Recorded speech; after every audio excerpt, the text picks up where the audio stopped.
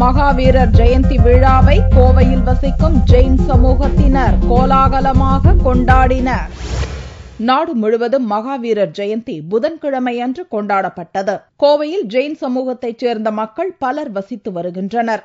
அவர்கள் மகாவீரர் ஜெயந்தியை வெகு விமர்சையாக கொண்டாடினர். 500க்கும் மேற்பட்ட ஜெயின் குடும்பத்தினர் மகாவீரர் உருவச் சிலையை வெள்ளித்தேரில் வைத்து அவரது பாடல்களை பாடியபடி நகரத்தின் முக்கிய வீதிகள் வழியாக ஊர்வலமாக வந்தனர். அப்போது குழந்தைகள் தங்கள் தலையில் கும்பம் ஏந்தியும் பெண்கள் தெருக்களை சுத்தம் செய்தவாறும் வந்தனர். இந்த பேரணியின் போது மது ஒழிப்பு, பசுக்கள் கொல்வதை தடுக்கவும் அரசு நடவடிக்கை மேற்கொள்ள வேண்டும் என்று ஜெயின் சமூகத்தினர் கோரிக்கை விடுத்தனர். 1612வது மகாவீர் ஜெயந்தியை முன்னிட்டு நாங்கள் கவர்மெண்ட்டுக்கு ஒரு ரிக்வெஸ்ட் கொடுக்கிறோம். என்னன்னா, மதுவை ஒழிக்கணும், பசுவை கொள்ளக்கூடாது.